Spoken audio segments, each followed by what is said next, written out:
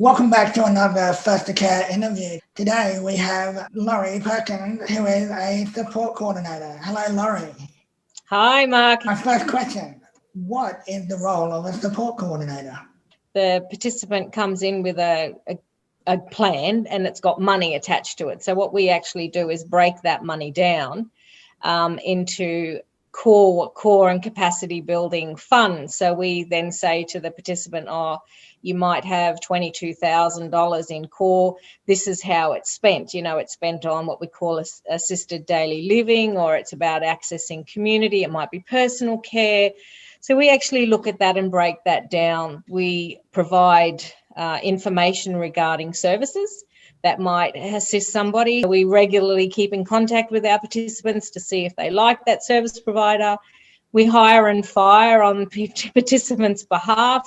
And then the last thing we do is actually assist people to get ready for planning review meetings. So I compile a lovely 20-odd page report that gets sent off, and then we assist people to get as much as we possibly can in the funding area. That's what we do. What should a support coordinator do and what shouldn't they do for their participant? Well, I think a support coordinator should be your advocate. That's our role predominantly, is being your advocate. We are the go-between you, the participant, and the government, or the NDIA.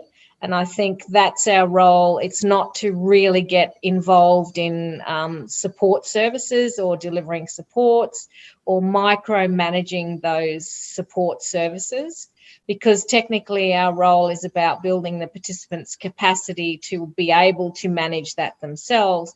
And if we're digging our nose into everything, then that's not enabling the participants to learn. So I think from a support coordination perspective, it's about providing as many options for you to try different things. How do you know if you don't like something if you have never tried it or never had the opportunity to try it? And I think that's predominantly what we should do. How should a participant ask for a support coordinator in their planning meeting? If you're sitting in a planning meeting, I would specifically ask for support coordination if that's what you're after. And I think the difference is that if it's run by an LAC, that the LACs have quite a large caseload, whereas support coordinators don't.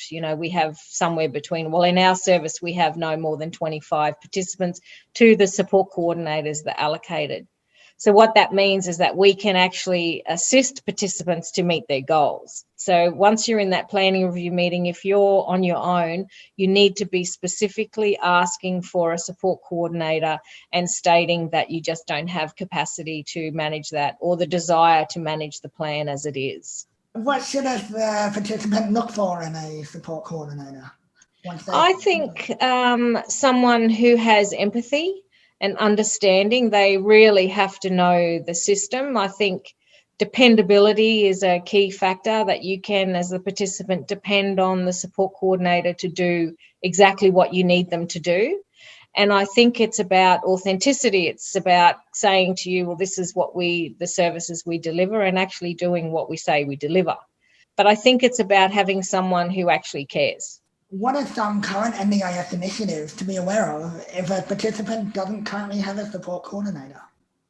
So there's ILC grants, the information linkages and capacity building grants that some services will apply for, which can assist people who don't have LACs. Look, I think the Facebook pages are absolutely amazing. So you can get on to the Facebook pages, you can post comments or ask questions, and other participants will respond. Those sorts of pages I think are invaluable to working out what to do with your funding, asking those questions. There's like the job access networks, DES, and if you're looking for employment, they've got funding that assists people. There's obviously the crisis support areas, Lifeline, Beyond Blue, that assist people. If I was a participant with no cause in my plan, that's where I would be going. What are the top tips for participants you could give? I just think that participants just need to be prepared. This is your life, your plan. It's nobody else's, and it's really about you doing the things that you want to do and exploring life to its full capacity. It's just about having a shot and not being confined to those boxes that we were previously in under the last system. And I think that's the beauty of the NDIS, really, isn't it? Is that choice and control reigns here, and that is just amazing. And I think if you're going for a plan review or you've had not a very good plan, the OT functional assessment is the be all and end all to get the things through that you might want, whether that be assisted technology or some modifications or anything like that. The OT functional assessment is the golden thing, the golden ticket, I think, for going for more funding. And I think being as prepared as you possibly can to go forward into that planning meeting. I just can't specify that enough. You need to do some research. You need to understand what it is you want.